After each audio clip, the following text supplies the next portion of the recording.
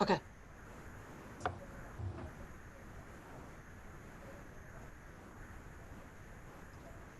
Good evening, everyone.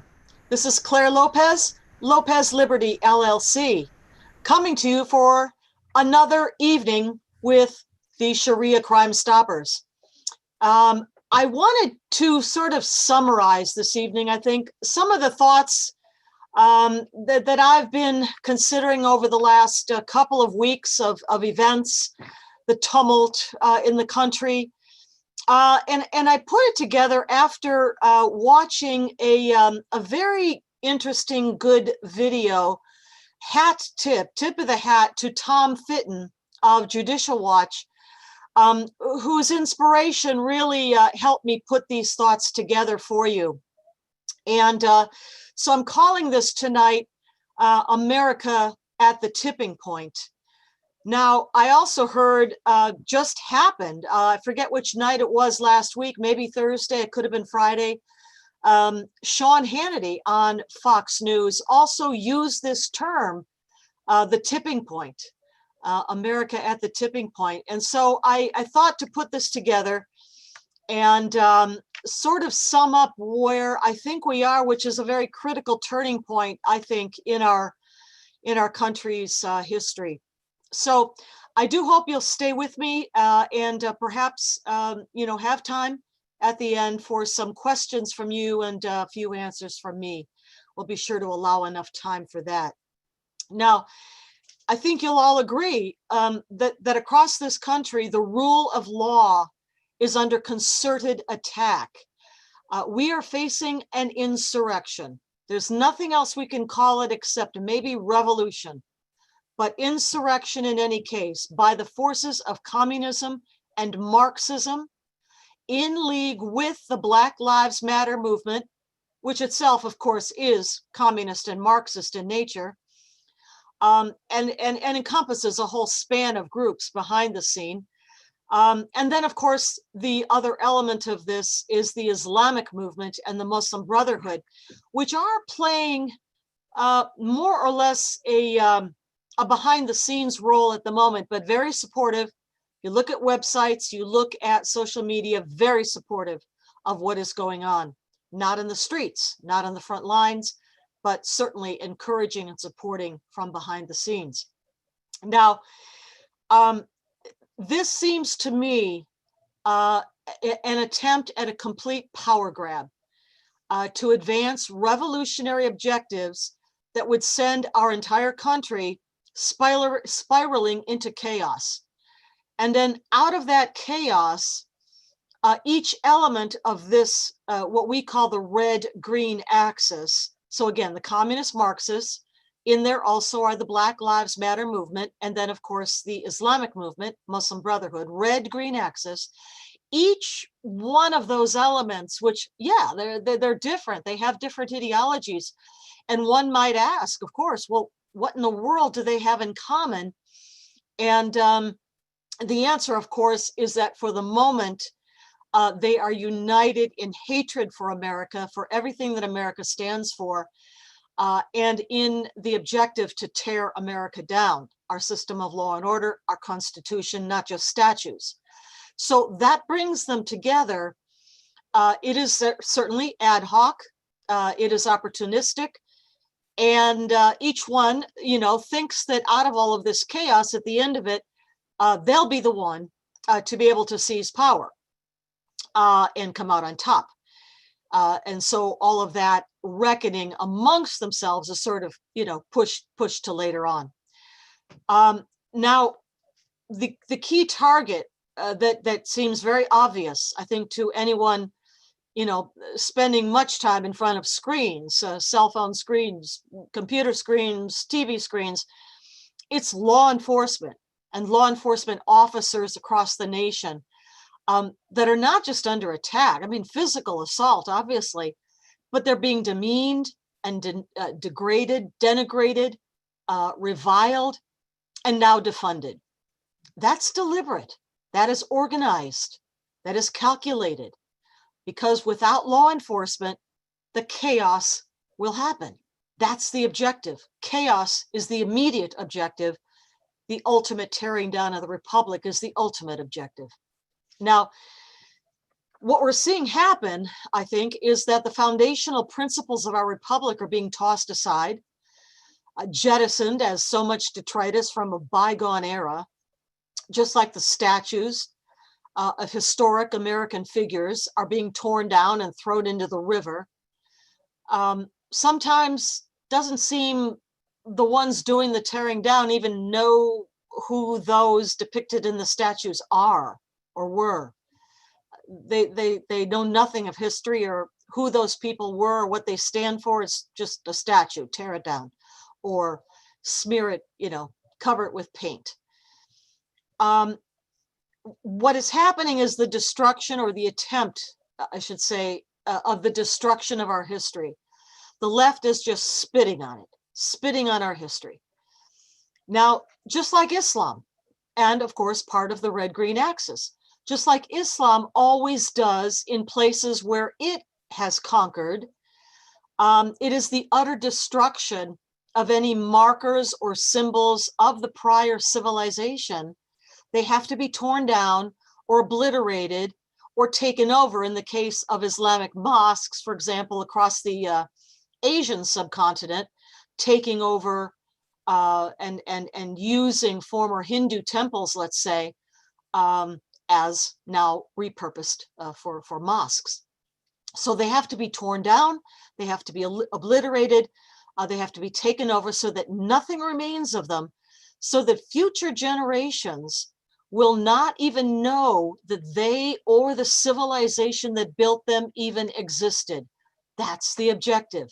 I mean, think about places like across North Africa, where civilizations bygone, we don't even know they were there anymore.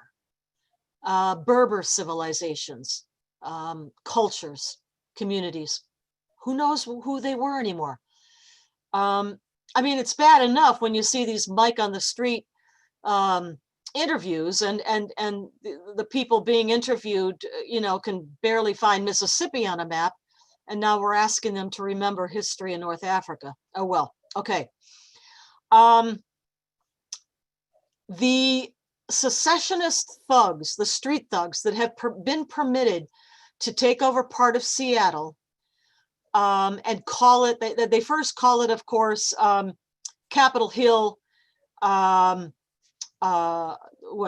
is it? The Capitol Hill autonomous zone. Autonomous zone, right? But then they changed the name from that to Capitol Hill OP. So now it's CHOP, just CHOP. And I guess that came about when they were having a discussion maybe about the French Revolution, and there was some mention of, well, what happened to these people that started the revolution? Well, chop, chop, they ended up under the guillotine too. Not sure if that's quite the reference or not, but there you go.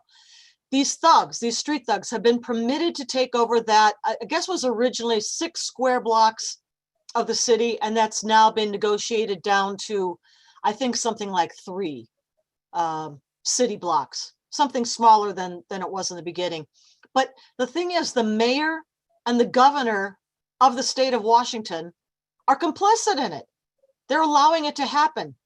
They are forbidding, they're holding back the police from any kind of law enforcement there, despite frantic 911 calls coming for things like assault and rape and theft, of course, and burglary and things like that. And now just recently, over this past weekend, we had shooting that resulted in at least 1 death and 1 other person grievously injured, in critical condition in the hospital. And whom did they call? Well, they called 911, but then when the fire and rescue came to try to respond to the call, mobs of these thugs would not allow their police escort to come in. Well, they're not going in without a protective police presence. They know better than that. And so the injured person, I gather, was taken to the hospital by someone from inside the zone, and the other person died. So this is all going on inside of Seattle. But you know what? The groundwork for what is going on in Seattle was laid when we first permitted what I call incipient no-go zones to rise up in America. Now, I've actually been in some of these places on foot, in cars, with other people, not by myself. Dearborn, Michigan, I've been there. Inside of Minneapolis, the neighborhood they call Little Mogadishu. It's bounded by the two streets, Cedar and Riverside. It's a neighborhood full of high-rise apartments. It is populated mostly by Somali immigrants and refugees resettled there. This is the district that Ilhan Omar won, her congressional district, representing now in the House of Representatives in Congress. But that's a no-go zone. And it is police officers who told me that. I didn't just arrive at that conclusion by myself. They told me.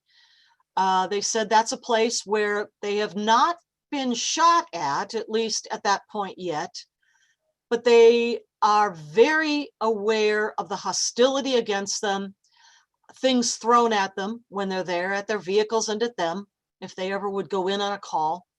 That's a no-go zone. There are neighborhoods in the suburbs of Chicago, Illinois, likewise, if not outright no-go zones like they have in France and Belgium and other places in Western Europe, at least developing, or as I said, incipient no-go zones. Okay, we let that happen. The groundwork in Seattle was laid when we permitted sanctuary cities all over the United States. In essence, these places, whether it's this zone in Seattle, whether it's no-go zones elsewhere in the country, whether it's sanctuary cities around the country, these are places that have essentially seceded from the writ of law of the US Constitution. Never mind any municipal law or state law. They have seceded. They have broken away. None of that can be permitted to continue if the republic is to survive. Because what does republic mean? That word is derived from two Latin words, res and publica. Res means the thing, publica, public. The public thing, what is that? Well, it's the law. It's the Constitution. It's why we are not a democracy. We have a democratic form of government, representative form of government, yes, but it's not a democracy where majority rules and minority take the hindmost. We are a constitutional republic. Well, if places in cities across the country are simply permitted to secede whenever they feel like it and jettison the laws of the nation, well, we're not a republic anymore, are we? Now, it's not just the mayors, the governors, they're politicians across the country who are capitulating to the mob in the street. Major US companies too. I mean, I think many of you have probably seen some of these lists of these major companies, also what they call philanthropic foundations that donate money to Black Lives Matter movement. We're talking Ford Foundation, Rockefeller Foundation, Tide Foundation, Plowshares Foundation. We're talking major US companies, and not so major ones. Ben & Jerry's Ice Cream, Taco Bell, Airbnb, what is that called? Dash and the delivery service that delivers food to your house. That's another one. These are all donating humongous amounts of money to the forces of not just street mobs and violence, but communism, outright communist, Marxist ideology. And that is, of course, embedded within Antifa and all of its associated groups and the Black Lives Matter movement. And all of that money, what is that buying? Attacks against the police, attempts to defund them, erase the police, harass the police.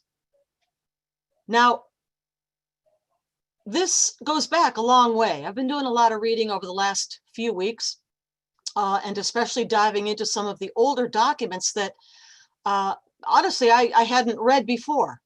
I'll tell you what some of those are. There is a document that I want to show you. Let's see, where did we put it here? Well, let's start with this one right here. This, I printed it out in a PDF form because you can't get it in book form anymore. And it's called Prairie Fire, The Politics of Revolutionary Anti-Imperialism. This is the manifesto, or at least a manifesto, of the Weather Underground group from back in the 1960s. I expect that monograph or that book there, it really is book form, was written by Bill Ayers, probably. Terrorists, domestic terrorists who bombed the Pentagon. I mean, not like 9/11 bombed, but bombed, set off explosive devices there and many other places. And they boast about it because what? Bill Ayers, his wife Bernadine Dorn, his partner in crime, never went to jail for any of this. Instead, they launched the political campaign of one former president, Barack Obama, back in 2008 in their apartment, their home in Chicago, Illinois. I want to mention to you one other book that I really recommend. I know it's a bit thick. You can see this here. It is called The Naked Communist. The Naked Communist is a book that was written by W. Cleon Skousen, who was a former FBI agent, wrote the book back in 1958.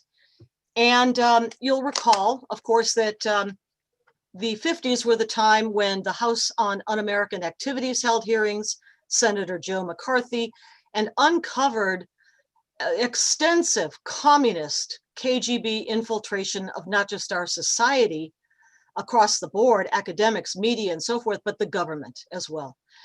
So Skousen wrote this book to bring some of that material in a more readable form, a more accessible form to the American people, and he did it in this book, The Naked Communist.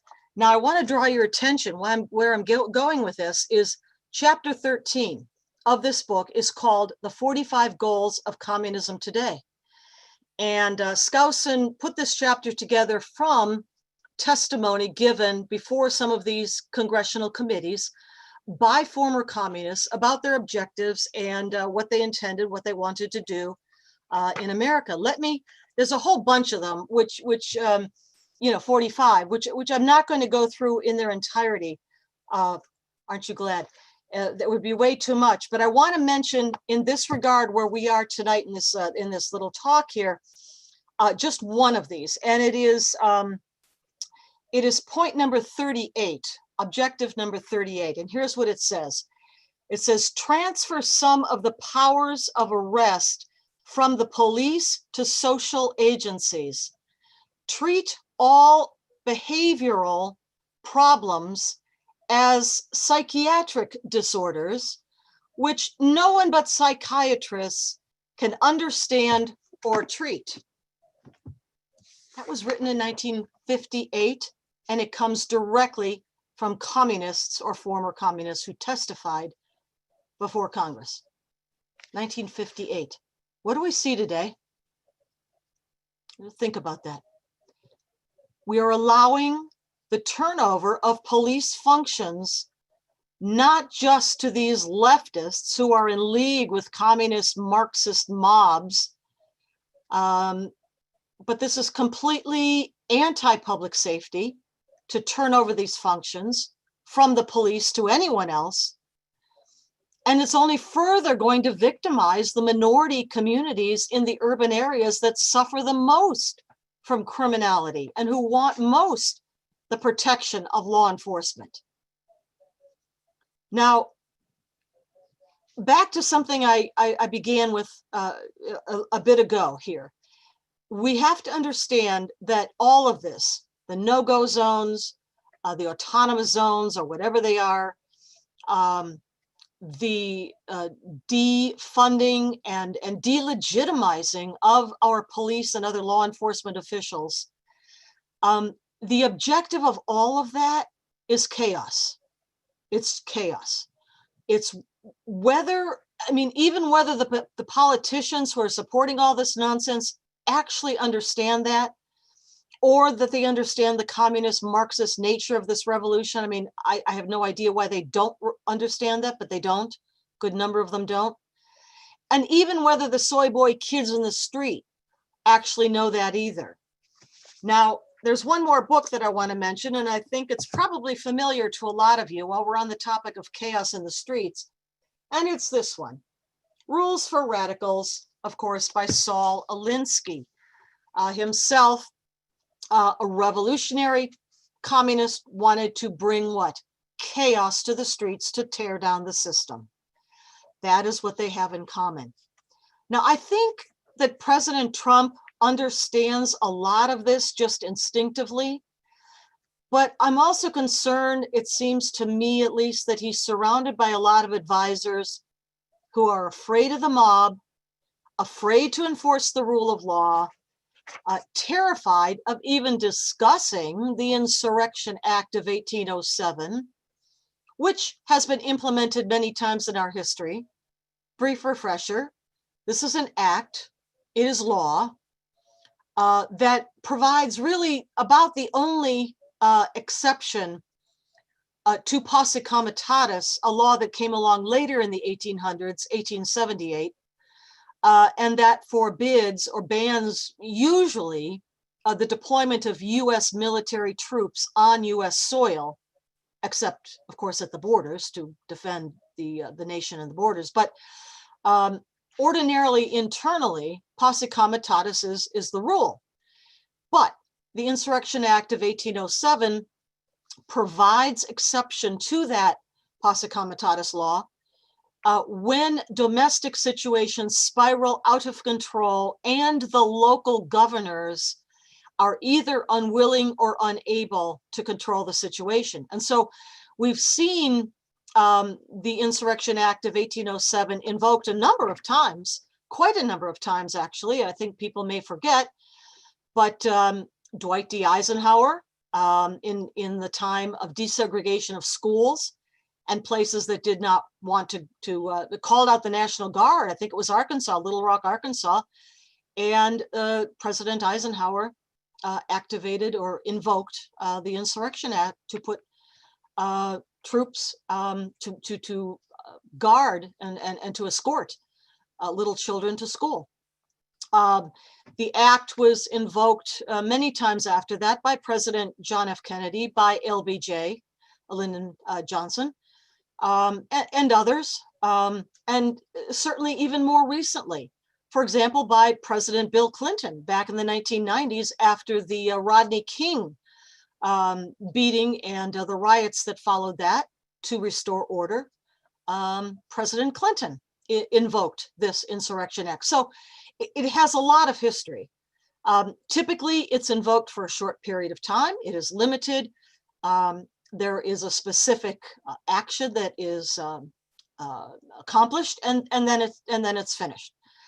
And that's typically how it's invoked and implemented. Well, the very fact that President Trump would even mention or even consider such a thing seems to have caused quite the upset among the media mob and others. Well, possibly people are asking, well, where is the US military? I mean, even Insurrection Act of 1807 aside, where is the US military right now? The Department of Defense, the Pentagon. We see top Obama era generals, retired now, leaking, disrespecting, opposing verbally, openly to the media, the commander in chief. The chairman of the Joint Chiefs of Staff, Milley, apologizing for actually helping to take back Lafayette Square from the mob and then walking across that park with the president when he went to visit the church that had just been set on fire the night before during riots in Washington, D.C. And then there are retired generals Powell and Mattis and others. In my opinion, I think they're disgracing the uniform that they once wore. Now, moving to another subject related here. I think we have to understand in this whole tipping point of America right now, that there are certain narratives and certain memes, among them are racism, white supremacy, you've heard them all, that were laid out literally decades ago by communists and Marxists, the Weather Underground that I showed you that, book before, Prairie Fire. We do not have systemic racism among our law enforcement units across the country or across the country generally in our society. Do we have racism, incidents of racism? Yes, we do. And we have to work on that. But as systemic, it doesn't exist. We are the most tolerant, pluralistic, diverse society under rule of law that the world has ever seen, certainly in the entire world today. And yet, these are the narratives that are being used to club us over the head with, to get us to surrender to what? To the street riots, to the mob. Those street riots, those mobs in the streets, those are the enforcement mechanisms of political warfare. Political warfare is what I was showing you, Rules for Radicals, the Prairie Fire of the Weather Underground, right? The mobs are the enforcement mechanism to get us to submit to those demands laid out in those books. I'll mention one other publication that you may or may not have heard of before, but it does help to tie together, I think, this whole red-green axis. And it's called Management of Savagery. Now, as best I can tell, it was never published as a bound book, but it's only available in PDF form online, which is where I found it. It was written by an Al-Qaeda operative back in 2004. And Management of Savagery discusses how, in this case, the forces of Islam, of Al-Qaeda, could take advantage of the collapse of a society into chaos, manage the savagery of that collapse period, and then come out on top, and be the dominant force at the other end of that. That's what Management of Savagery is about in a nutshell. And it really is very similar, I think, to what we've been talking about in terms of the Marxist communist vision of revolution, Saul Alinsky's vision of revolution, the Weather Underground, Black Lives Matter movement. That first comes the chaos, collapse society, descend it into chaos, and then out of that chaos, if you, whichever of these groups, manages things the best, then they think they'll come out the winner on top. That's what this is about. So Management of Savagery, think of that right alongside of Saul Alinsky's Rules for Radicals and Bill Ayer's Prairie Fire, Weather Underground. Now, the issues within the narratives like racism, white supremacy, the issues are never the issues, right? I'm sure you've heard that before. They're simply vehicles with which to attack the Republic. Defund the police, really, hashtag defund the police is a meme of Black Lives Matter. And I saw it first, it appeared, where at least I saw it the first time, end of May, on the Black Lives Matter Twitter feed. They were the ones that came up with that hashtag defund the police. And as we know, of course, Black Lives Matter is communist, Marxist, pro-Maoist, revolutionary organization dedicated to the destruction of our Constitution and way of life. So defund the police, and it's been picked up then by so many other people and places without, I think, ever realizing what its roots are, where it came from, why this was put forth. Now, as I said, street violence is the enforcement mechanism of political warfare. I'm afraid very much that our national security leadership does not really understand political warfare but only the kinetic kind. And so more sophisticated enemies, I mean, the Soviet Union collapsed in 1991. The USSR came apart, but communism, Marxism did not go away. They didn't collapse. Very sophisticated, very intent upon following the course through thick and thin, ups and downs.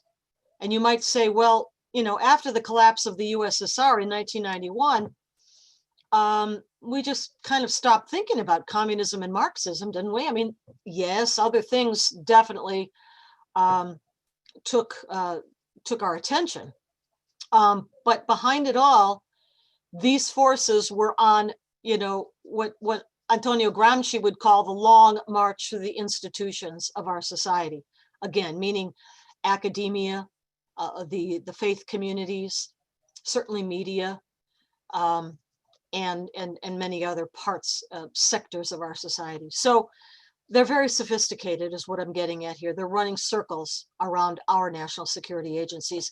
I mean, people have asked this, you know, where has the FBI been all these decades that Antifa, as well as Black Lives Matter movement, but let's say Antifa have been organizing here in the United States? You know, when Antifa first came to the United States, it was sent here to gain a foothold in the 1930s from Germany by the Soviet Comintern, Communist International.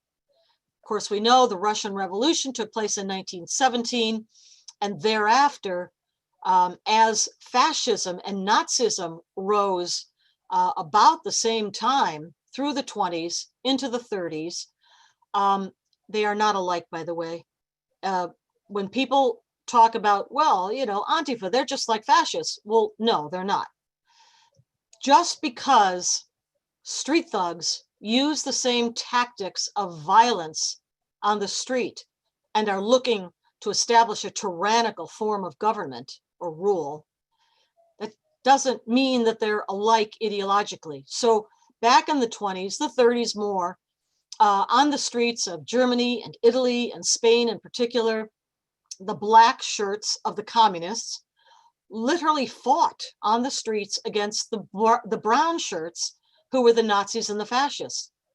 I mean, we're talking clubs and knives and chains and I don't know what all on the streets of these countries.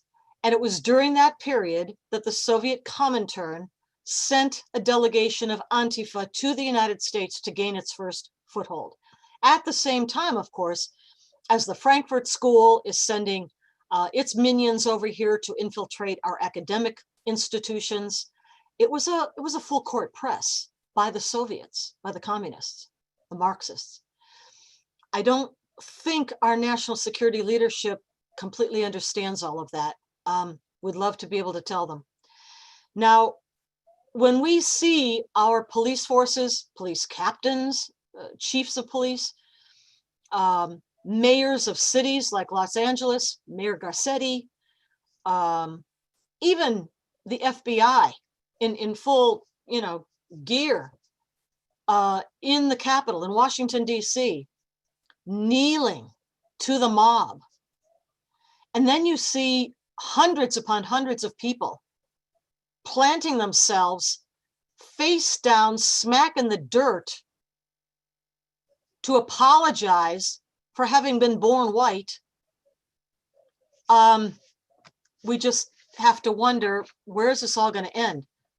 I see a meme, actually, I've mentioned this to other groups before, but you remember Jim Jones and the cult that he had around him down in Guyana in South America, and how he eventually induced hundreds of zombie-like cult members to drink Kool-Aid, poison Kool-Aid, and they all wound up face down in the dirt down there in Guyana, hundreds of them.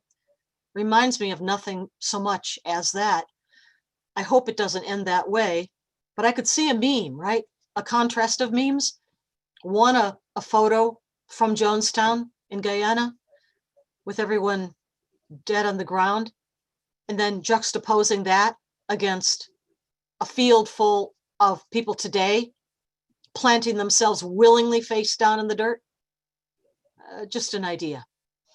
Now, again, by the submission of those who are doing these things, submission to the mob, submission to the violence of the street, they may think that they are, I don't know, apologizing for something they never did, or trying to calm things down, or somehow reduce the anger of the street mobs or something. Well, it only feeds it. It makes them want more. We've got this much. What more can we get them to do? It never ever, submission and subjugation, willing subjugation never ever leads to more accommodation or compromise. No, it leads to feeding the mob, to making the mob want more and more chaos, more demands. Because why? Because the ultimate objective has not yet been achieved. The ultimate objective is the destruction of the Constitution and this republic entirely, and the replacement of those with tyranny, the tyranny of communism and Marxism. So what do we do? Now, the first thing I think is to understand all of this and what's behind everything going on, and in the name of what they are acting this way for, and to understand that it is the tyranny of communism and Marxism. We have to say those things, maybe over and over again, until it sinks in. Next, I think we need to be defending our heritage, our history, our heroes. Yeah, the ones in some of those statues. Defending our principles, the first things principles of our republic. And teach these things to our children or nieces, nephews, the young ones, the young people in our lives. Defend the principles of law and order. Not of every law enforcement officer that sometimes may violate those very principles, but we're defending the principles themselves, which means holding to account those law enforcement officers who violate them, but nevertheless defending the principles that undergird our Constitution. Insist that politicians we elect also defend constitutional principles and our system of law and order. Because as I said before, that's what republic means, the rule of law. And insist that law and order be returned to the no-go zones, the sanctuary cities, CHAZ, CHOP, whatever it is, that these places be returned to the writ of constitutional law. And that if those elected mayors, governors, officials, whose responsibility that is to enforce those laws, if they refuse to do that, then they must know that they will be replaced at the next opportunity of elections. And then finally, support our president. He is fighting a lonely battle, and he needs all the support we can give him. Let him know that he is right, he is appreciated, he's respected, and that we, the people, are with him and our republic. So let me stop there. Thank you very much, and I welcome your questions. Claire, again, we really are grateful, Mary and I. I guess I just have a couple of questions, Mary, before we go in, and maybe you do as well, Mary. Yep. You mentioned the red-green axis, and I keep wondering, what about the globalists? When you look at that list of 269 corporations from Taco Bell on down, who are kneeling to Black Lives Matter. Zoom. Pardon me? Including Zoom. Okay. Yeah. So let's assume that you're going to have to work hard to find a corporation that you do business with that is not kneeling to Black Lives Matter. What's in it for them? I mean, what do you think, Claire, is their motivation, and how short term is it? Certainly long term, these are corporations that that have stakeholders and capital, intentions, and yet chaos leading to tyranny unless they're on the right side of the tyranny. I'm just curious, what do you think is going through the minds of these corporate leaders? I don't know, but you're absolutely right about how many there are. And honestly, I think a great many of them really do not know a fraction of what we were just discussing here tonight. But what is in their best interests? Isn't it stability, free market capitalism, functioning in a normal, regulated but normal way? In the end, this kind of chaos and violence is not in any of their best interests either. And one hopes, one thinks they will come to see that. Now, you mentioned how many of them are globalists. Yeah, they are globalists, and they see things in a global Weltanschauung worldview kind of way. But I don't really think that their worldview includes a world united globally by Marxism or by communism.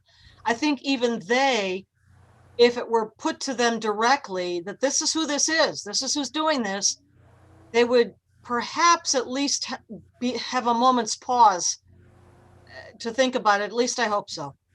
Well, the reason I mentioned that is I was fortunate enough to work for the IBM Corporation, and I thought that was, the best job I ever had. And there's a certain loyalty, like in the military. If you're an IBMer, you call yourself an IBMer. So I've been reading some of the quotes. IBMers are just falling over themselves, supporting their company for taking this position. So I guess what I'm saying is it legitimizes all of this stuff in front of the customers, but also in some of these companies have 100,000 employees. Yeah. So there's a deep making it legitimate to take this position when the corporate people take the knee. To me, culturally, this maybe is a bigger deal than I would have thought at first. This is really a challenge, it seems to me. This is why I'm calling it a tipping point, right? Yeah.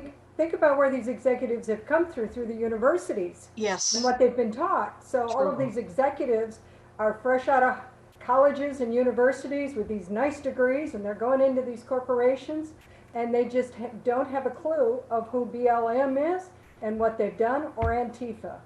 And then at the end of the day, Black Lives Matter Foundation is a 501c3. Corporations get a tax write-off. Yeah.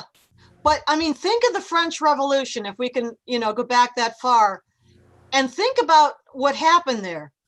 Those who launched that revolution never dreamed at the beginning that the guillotine would come for them. They wouldn't be part of that. They were above that. They were the ones directing things. Well, it is inevitable. Revolutions turn on themselves and those who launched them. And that revolution did not end well. If we'll recall, back in 1798, when a young artillery officer in the French army wheeled up some artillery and shot grape shot into the crowd. That was the end of the rioting, but it was the beginning of the Napoleonic era. That's not where we really want to go. And I would just hope and urge these corporate leadership figures, officials, to think about what really happens in revolutions and what happens when they begin to turn on their own and begin to eat their own, because that's what happens every single time. Well, the other aspect of these corporate donations, in addition to the 269 or whatever that have taken the knee for Black Lives Matter, many of them have pledged tens and hundreds of thousands, and I'm sure there's $1 million commitments to Black Lives Matter as an organization. And a little bit of homework shows you that apparently Black Lives Matter, collecting all that money, in addition to using it to get people out of jail or bail money, there is donate. So Black Lives Matter puts money into a national PAC called Act Blue. Uh-huh. And if you look at Act Blue, you can see the donations money goes into Act Blue from Black Lives Matter. Out the other side of Act Blue is the Democratic Party. Well, not entirely, although it doesn't give us much comfort, but ACT Blue is a kind of an umbrella organization. And so it has different, what would you call them, maybe exit tubes. So money that comes in for Black Lives Matter movement and its affiliates goes out one tube to Black Lives Matter movement. Money coming in from other places goes out another separate tube to the Democratic Party, which supports Joe Biden. So it doesn't make it much better, but the Black Lives Matter movement donations are separated, stovepiped from other stovepipes of ACT Blue, if you follow what I mean. Okay, just a coincidence or an irony that when the money goes into Black Lives Matter, into ACT Blue, to the extent that it gets to the Democratic Party is clearly in league with Planned Parenthood, which is the #1 abortion mechanism for Black babies. So this whole crazy thing that Black Lives Matters, if you draw that circle, you have people kneeling to Black Lives Matters, and on the other side of this tube, some of that money is going to take away Black lives in the form of babies. It's crazy. It's just crazy. Mary, do we have some questions? Quite a few, actually. Okay. One of the things I wanted to ask you throughout all of this, I was watching a video just the other night, and it talked about how KGB trained Al Qaeda. Yes. To work against us. But I thought Al Qaeda. Well, not directly Al Qaeda. So here's what happened. Back in the 60s, perhaps earlier, but certainly the 1960s, the leadership in Moscow, Andropov, Brezhnev, and so forth, one after the other, they were all dropping like flies in those days. They realized that they could exert influence in the Middle East against Israel and against the United States, which certainly after the 1967 war stood by Israel, by arming, funding, training, empowering the Arab Muslim jihad terrorist groups. Certainly the Palestinian Liberation Organization. I don't think people realize either how, I don't know, even-handed they were.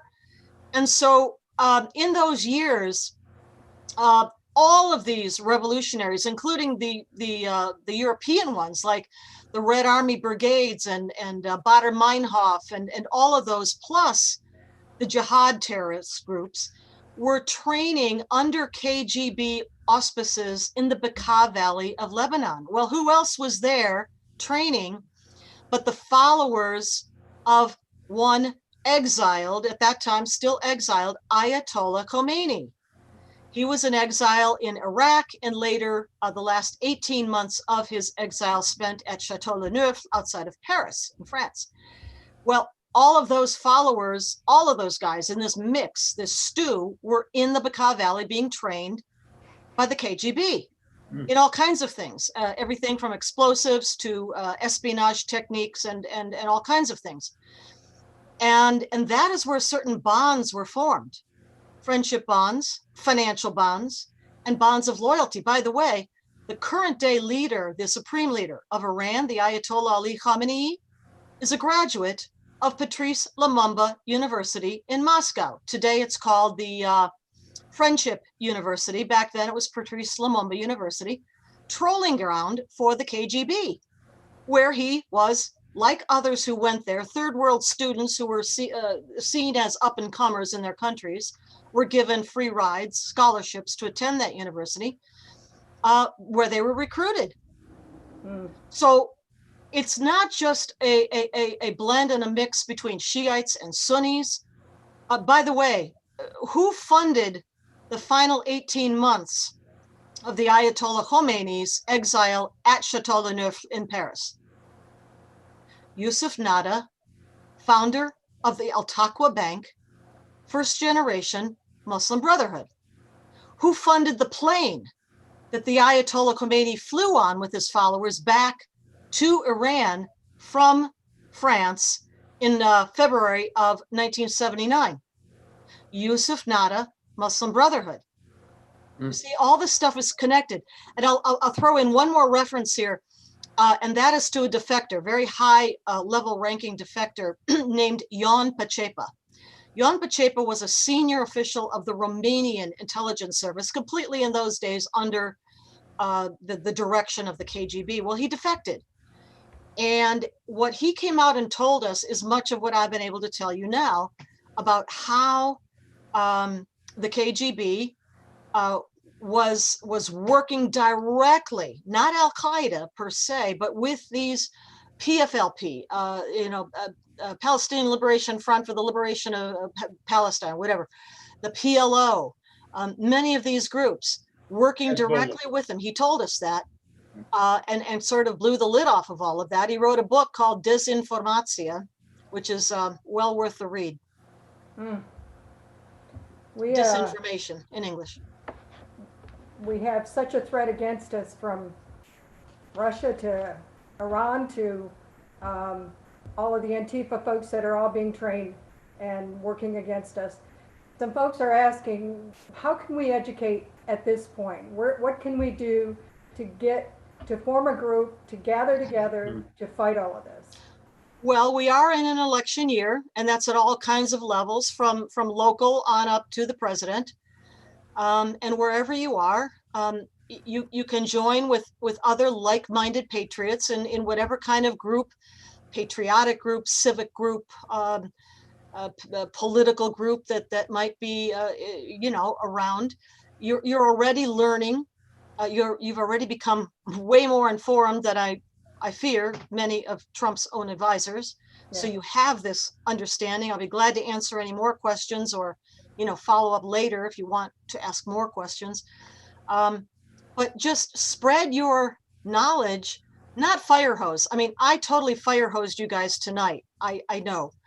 But what you want to think of is eyedropper, not fire hose, for your friends, your family, people in groups around you, belong to a book club, belong to a local patriotic group, write op-eds in your local newspaper.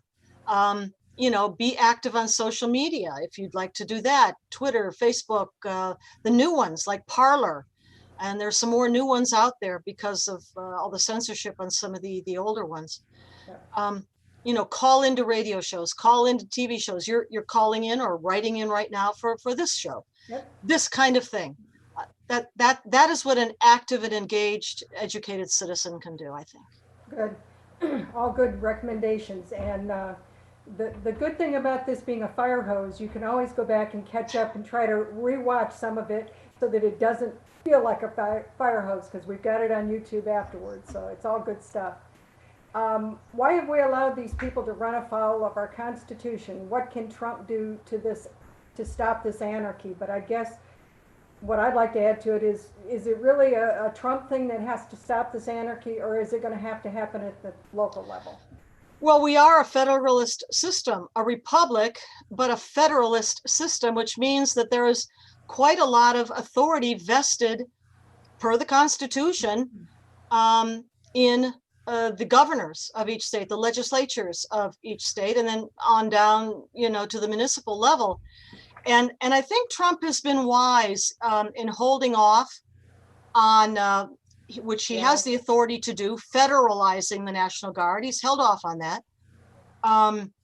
Invoking the 1807 Insurrection Act, held off on that. I think he's wise to let, and I mean, you feel terrible for the citizens caught in these situations, but to let those citizens who one thinks elected these people to office in the first place, let them see just a little bit of what happens when they elect people like that and allow them to remain in office without recalling them or replacing them at the ballot box with somebody else. Let them see what happens. We're not going to become Venezuela. Not going to become Stalin's Soviet Union or Mao's China or Pol Pot's Cambodia. but a little bit of a taste of what happens when you allow these very leftist, liberal, progressive, socialist, communist officials to run your city, run your state. And hopefully there will be a lesson learned before too many people have to suffer anymore or die. Claire, I've Hopefully they will get elected out this coming election. Go ahead, Dick. I think there is some arm wrestling that's needed even this year before elections, where people are wondering, well, what, we have a governor running wild. I just want to recommend to people, there's a representative in Idaho named Heather Scott, and I've just started to watch her work. And so she just put out instead of writing about the gas tax, she's writing about the issue you're talking about. And in Idaho, her words are that the Idaho governor has basically defined martial law within the state. He's evoked some kind of executive power, but there's all kind of rules, and there's a need for the legislative to come back into session. So, for example, the legislature in Idaho is not in session. Well, the governor can call them back. Well, in an emergency situation, how do they come back together? Whether the governor calls them back or not, how do they arm wrestle with the governor today, now?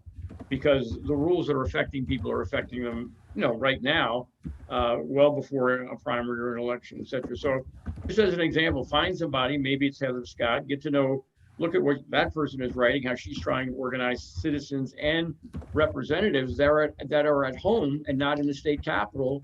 In fact, she's called for them to come tomorrow and physically put themselves in the state capitol, whether they've been officially called or not, and get to work. So this pushing and shoving on it, who's got executive power for how long, is happening in 50 different ways right now.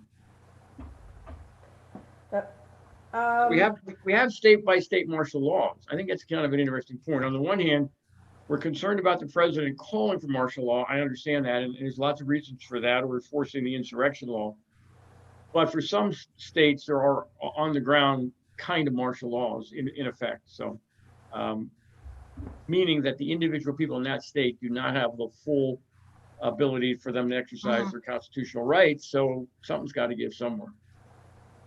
Well, I watched the Tulsa rally with President Trump Saturday, and he did make some indications, and he made some comments. I don't know if you folks watched them as well, but that he's being told to kind of let Seattle play out to see how disastrous they're going to become, and how they will make a realization that they have to change it and fix it, rather than him going in and doing the fix as he has threatened to do. Somebody is asking what your thoughts are on what happened at the Tulsa rally. I guess they probably mean the BLM and how they blocked those protesters blocking entranceways and all of that. I mean, that is coming out now. People who were there are talking about it, getting to the news media about it. Yeah. It looks like the managers of that venue permitted things to happen, like lines to close, the temperature testing lines, for example, to close early, permitted rioters to block entranceways when many more people wanted to come in, were in line to come in. I think there will be some lessons learned on the part of the Trump campaign from this, because there were a lot of people who wanted to be there and couldn't get in. That's true, and from what I heard, they did the Antifa group and AOC were all promoting, go out and sign up for a ticket to try to discourage people by way of the big numbers. I don't know if that worked. I don't know if that actually. Well, I mean, here's how do you reserve tickets without paying for them, and then you just don't show up?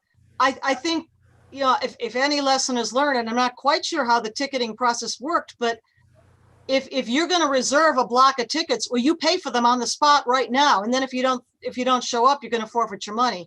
I think that might be one way to clamp down on that kind of thing in the future. I don't know. Do they charge for his rallies?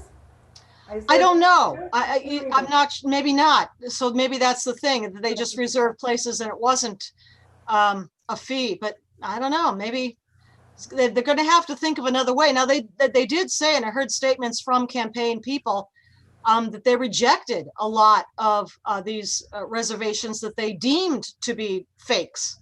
But they're going to have to get a little more sophisticated about that, I guess. I don't know what the methodology would be, but I'm sure they're thinking about it.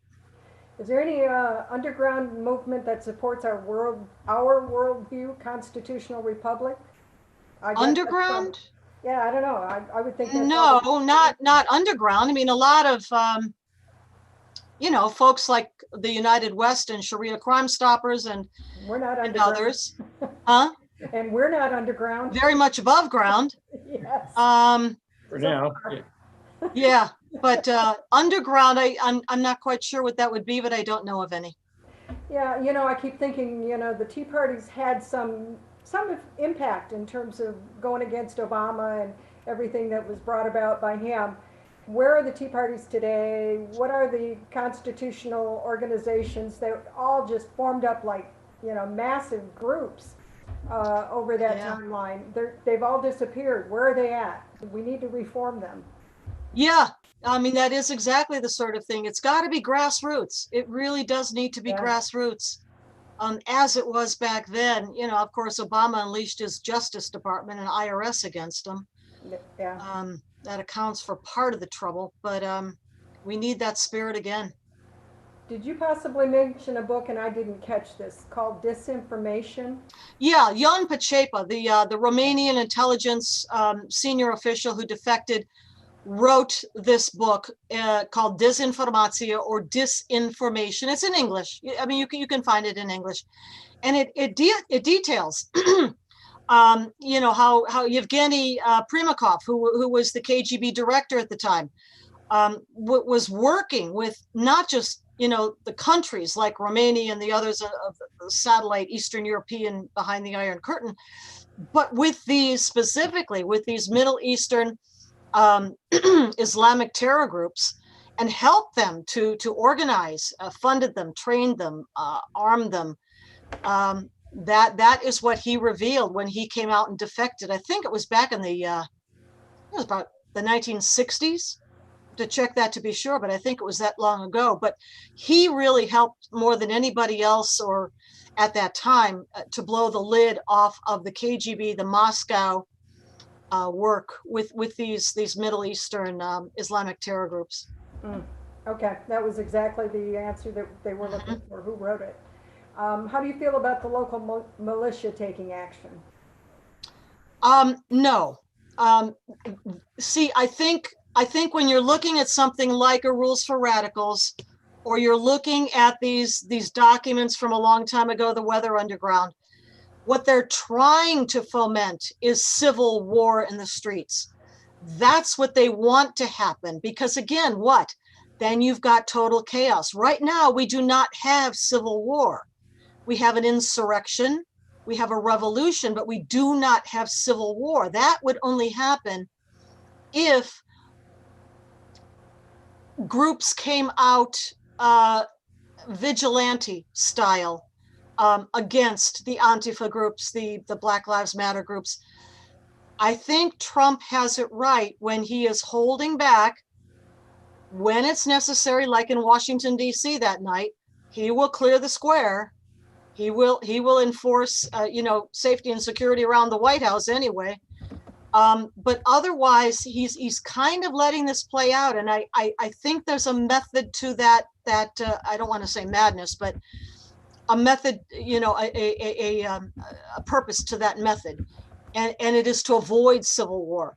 Because once we devolve into basically street conflict by vigilante style groups, then we will have civil war. And that is out of that when the enemy can really take advantage. Well, one of the things in some of our former webinars we've talked about is not necessarily the local militia as much as former military, former law enforcement officers, retired sheriffs, some of them gathering steam to work with the local law enforcement as a team in kind of that fashion. Yeah. And I don't know if they call them a local militia at that point, but there's probably groups that are, you know, retired under the banner of retired convicts. Mhm. That could Yeah, be, that kind of thing. I mean, we've seen examples of some of this. Where was it? Out in Coeur d'Alene in Idaho, wasn't it? yes, I Right. think Recently, maybe over the weekend, but very recently, Week ago, about a yes. week ago, yeah. a week ago. Okay. When you know, some of these local groups came out exercising their Second Amendment rights, and as you said, backing up and working with local law enforcement to deny the streets to the mobs. Yeah. That, yeah, I can I could see. Just what I guess I meant was not coming out independently vigilante style, but not connected to the local law enforcement. I think Well, that would like be a bad idea. We've had this question a few times. Is anyone in the administration listening to us, listening to what needs to happen and understanding the threat as deeply as we've said it tonight? Not Yeah, that I know of. yeah. That's the hard part to accept on all of this. I know. We keep trying. I know. You know, every chance we think there might be a little window to Yep. open up, you know, we'll try. We'll keep trying. You know, obviously there are a few other things going on in the world and domestically, but I think this is the most important issue domestically right now at this moment that we have facing us. This is an insurrection. It is Marxist, communist, Maoist. And it has to be identified that way, and it has to be defeated that way at the ideological level as well as the street level. And I think even in the next 6 weeks, many states have primaries, and you have Yeah. people running for office at all levels, including, Yeah. I'll just use an example. Our friends in Michigan have brought up to our attention a Muslim woman in the hijab is running for the county prosecutor. She's a Sharia compliant woman, but her issues are justice reform, or so, you know, it's the whole notion of reforming, in other words, defunding police. In other words, her whole rationale for being a prosecutor is to, you know, divert away from penalty to, you know, social, you put a social worker in front of somebody, minimizing jail sentence and so on. So we have this kind of this academic version of the, you know, the street police are these people that are running for office on the Black Lives Matter banner of reforming the justice system. Yeah. So again, our advice could be to take action, look at those candidates, see where they are in this whole notion of defunding the police, putting social workers in place of policemen. And of course, Steve Kirby's got a great set of questions you can ask. Yes. All of the above. You know, this is an opportunity to get rid of the worst candidates who are basically Black Lives Matter candidates. They might not have said that before, but now that's a hot button. And that's what they're talking about, implementing if elected. Well, I mean, especially as places open up now for in-person candidate events, meet and greets, town halls, what have you. I really do recommend to everyone Steve Kirby's book, Yep. which is called Islamic Doctrine versus the U.S. Constitution. And what it does is lays out side by side Islamic law versus 6 of the most important of the Bill of Rights are amendments, the amendments to the Constitution, and shows the stark contrast between them. And then at the end of the book, and this is very useful, I think, or could be, if people want to make use of this, are sets of questions Yep. That people can take with them, or if you're doing this virtually online in a web format or something. But use these questions to pose to candidates and let them make a statement about where they stand if and when Islamic law contradicts the Constitution, which of course it does in so many different ways. Let them show what kind of answers they will give. And it's not just for the person asking the question to get an answer, but rather to put the candidate and the answers that candidate gives out in front of the electorate, the audience of the night, or if even better, if it's online and can be looked at again later. Mary, do you want to make a comment about the emerging videos related to Steve Kirby? We could, sure. One of the things that is happening right now, Claire, is that some folks are working with Steve Kirby to put together the Muslim Oath Project. Right. Yes. And so they are putting together videos. We are helping to promote it. We've got them up on the United West website, and we will be adding to it every time they get a video done. And we're looking for the next one coming out. Right now, they've only Excellent. got the one out. So Good. what he's doing is doing little snippets of each one of his each one of his pieces in the book, so that he can talk to like short segments of it. And Hmm. that's really going to be key for people, just to get a 5-minute video, get it Yeah. sent off to Yeah. their leaders, and have them watch it, so that they can't complain that it's a 30 minutes and I don't have time. So, Or like us. yeah, Yeah. 5-minute short videos. Excellent ideas. I'm so glad that he's doing that, yeah. and you all with him helping. And we're helping to promote it. So it's a good project to be a part of, and it's on the United West. Good, good. That's Have the it for questions, the look, Mary, and questions. any other questions? No, that's it for the questions. Okay, well, if it's okay, we're going to just spend a little bit of time on some other things related to what's coming, and invite Claire to hang with us and Mhm. have a closing comment, as well as comment on, so Mary, you've got something you're going to share, but let me put up something real quick, and then we'll switch over to you, Mary. Is that okay? So, yeah, sure, whichever way you want to do it. All right, really quick. Uh, we have a situation where, well, we're going to go here. Robert Spencer has helped us understand, we kind of, as you mentioned, kind of under the radar here with all the attention on Black Lives Matter and the Marxists and Antifa. We do have these people who have been talking about installing their own way of life in America, Sharia, and that, of course, would be the imams.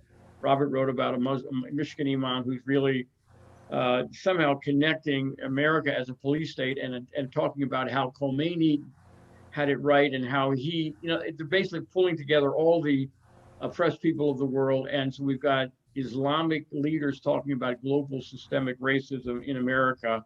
Robert has pointed that out. And in these messages, they're getting pretty direct, including in Philadelphia, calling for bloodshed. So again, defund the police is the topic, but when you get to it, the picture actually shows the National Guard in Philadelphia 10 days ago. But this imam took to take out and talk about bloodshed, and go back to the Quran and talk about killing Jews and Christians, somehow connected to Black Lives Matter. And then we've got a friend, Dave Gabatz, who's just done some new work on mosque infiltration. Again, these are people who we have been following. Mary, why don't you pick it up now? I'll stop sharing, and you can show your work about Dave Gabatz. It's relevant to the whole topic of street violence and preparation for street violence. All right, 1 second. Let me see if I can do this. I've not shared before, so this is basically the United West website. And I wanted to show you this because what we're doing with the Dave Gabatz reports he's showing up under investigative reporting as Gabatz sworn affidavits, but we've also got him on the Sharia Crime Stoppers page, and there we are. Well, there we are. That's There our we life.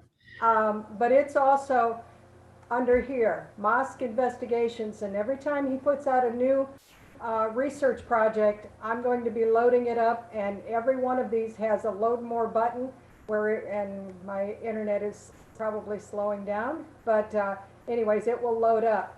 And here's the Muslim Oath Project right here. Here's the first video. It's going to be a playlist of all of his videos. So he's already started part 1, and we're hoping to see about 8 to 10, I don't know, maybe more.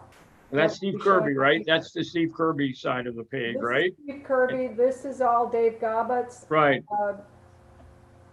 So you've got cities, you've got West Virginia. What else do you got, Mary? Okay, this is the most recent one. West Virginia, 3 in Michigan, Pensacola, Florida mosques, Arlington, Texas, and Tampa, Dar el-Hijra in Falls Church, Virginia, San Francisco, and again, it goes through a whole, and you can actually click on mosque investigations.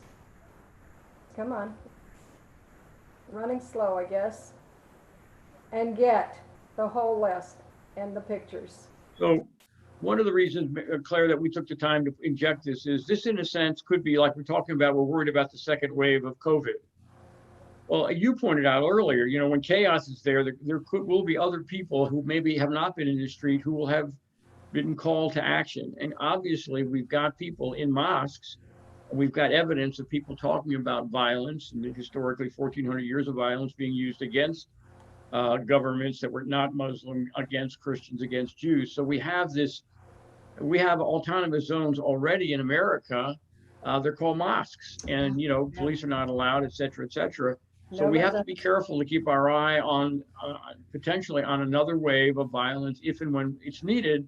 Somebody could certainly call people in those mosques who have been motivated and trained and incited that violence is appropriate to actually hit the streets. Yeah, wanted to absolutely. comment on. Okay. No, I agree. I mean, at the moment, the Islamic movement forces in this country, Muslim Brotherhood, are doing their work, as I said, behind the scenes. But that means in the mosques, in the Islamic centers, in the Friday khutbas, online messaging, their websites, social media, all of that, absolutely, totally supporting, I mean, explicitly supporting the Black Lives Matter movement and the rioters in the streets. So just because they're not the ones physically out there spray painting, all the graffiti and smashing windows, they're still very much a part of it. Yes. And I think in some work I saw you do recently, Claire, you even pointed out, it might not be that they put a bunch of people on the street, but they do understand suicide bombers. They do understand all kinds of kinetic activity. And crazily, we've given away our ports and other places of entry. So there's all kinds of potential weaponry that could make its way into a mosque or be associated with the mosque activity. So the mosque could enter the field. I guess I want to just point that out. That's the wrong one. Hang on. Excuse me. Trying to share. Stop share. One more try. And thanks for your patience, everybody. So, we wanted to make the point that, with all that's going on, it's time to support your local police. And we talked about that. We do want to make the point that we're continuing. We're really grateful. Dr. Mark Christian will be with us this Thursday night at 7 o'clock. Again, those of you that know him, he's got a very special perspective since he was a Muslim. He was an imam. He is now a Christian. And he'll be talking to us from the Global Faith meeting in Omaha. We also have a webinar that's not ours, but we would like you to think about it. That's a Sunday night webinar from our friends at Red Green Axis Exposed. Alex Newman is going to be the speaker. If you have time on Sunday night, that's there for you as well. And you have to have a separate registration for that. It's not one of ours, but it is relevant behind the deep state. We want to tell you that next week, Leo Holman is back. We're very fortunate to announce tonight. Thank you, Claire. As busy as you are, Claire, we're going to ask you in a moment where else you are so you can tell people how to follow you in between your visits with us. But thank you, Claire, for committing as part of your summer to be with us. So we've got Leo, Christine, and Claire rotating right on through August, and we're really super excited about that. Thank you very much for that. Claire, give us some ideas. You're busy every day. Where else can people follow you when you're not with us every third week? Well, let me mention that I have begun to write a series to be published at Front Page Magazine, David Horowitz. Fantastic. Foundation Center outlet, Front Page Magazine. I began with my first article there.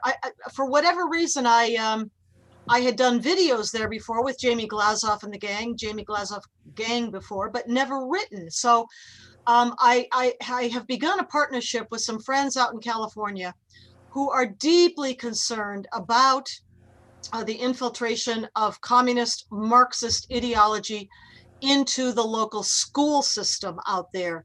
And I wrote the first article. It's at Front Page Magazine there last week. I've just completed my second one and gave it to them. It will be about anti-Semitism as a defining ideological feature of the Black Lives Matter movement. Example, Exhibit A being the horrific rioting that took place in the Fairfax neighborhood, heavily Jewish populated neighborhood of Los Angeles towards the end of May, just a month or less than a month ago. and then horrible graffiti spray painted onto synagogues out there. So Front Page Magazine, I write also at newsmax.com, my own blog there.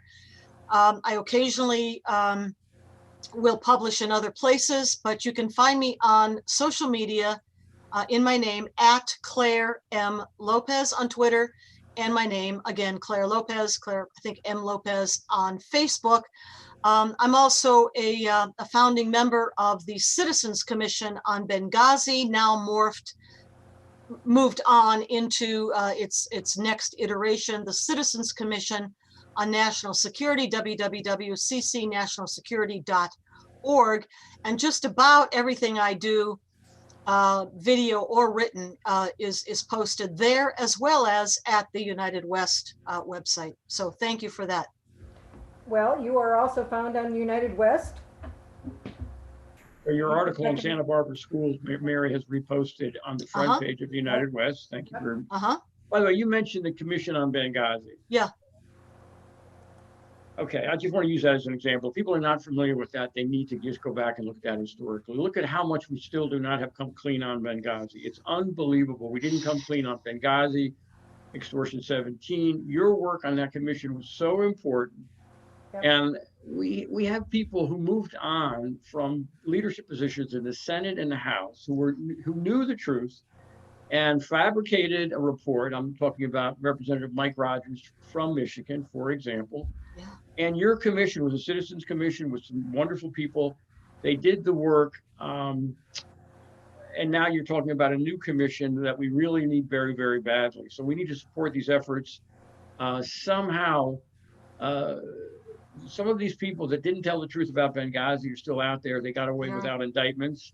My comment would be the president and Attorney General Barr, they've got to get the right indictments out as soon as possible and make them stick. If people start to go to jail, I think America will rally around this president. They want a law and order president. We just need example number one of a full-fledged indictment and people under oath, and get the people to put attention on that. It could be 5 years old case. It could be Benghazi. It could be any of the people that got away with murder.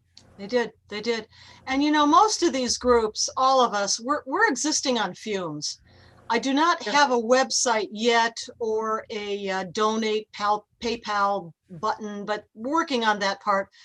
But all of the rest of these, Citizens Commission on National Security, United West, Sharia Crime Stoppers, all existing on literally fumes, up against millions and millions of dollars from these deep-pocketed donors on the other side. Yeah. Anything that you all can do to help any of us will be much appreciated, and our mortgage companies, thank you. Well, we are getting some headline news here from some of our attendees saying that Fox News just broke that the mayor of Seattle is going to be dismantling CHOP after the shooting. So I can't confirm that, but that's what a couple of them have said. So okay, well, maybe the patience paid off. I'm sorry for the people caught inside of there for all these weeks, but that's right. Maybe they've learned a lesson about thinking twice before they cast their ballot next time. Yep. And thank you to all of our attendees for that headline news. Yeah. How about that? Well, yes, we thank everybody. By the way, we are on YouTube Live. We want to thank everybody that comes to us through that. That's been a growing base for us, as well as the Zoom people. So, Claire, by the way, we should give Claire a little trophy. Claire just blew the roof off of our numbers. Your last webinar became very quickly one of our highest all-time viewed webinars. So we thank you for that. We realize that you're a busy person. You're in a lot of locations. We cherish the fact that you spend time with us. So thank you very much, Mary. Thank you for, by the way, go to the website. Mary really does the job on that website. And you want to take a look at it and pick and choose. Thank you, Mary, for all that work. And thank you, Claire. And thank you, everyone. Again, Thursday night, we have Dr. Mark Christian with us. Please join us then, and have a good evening. Thank you. Thank you all.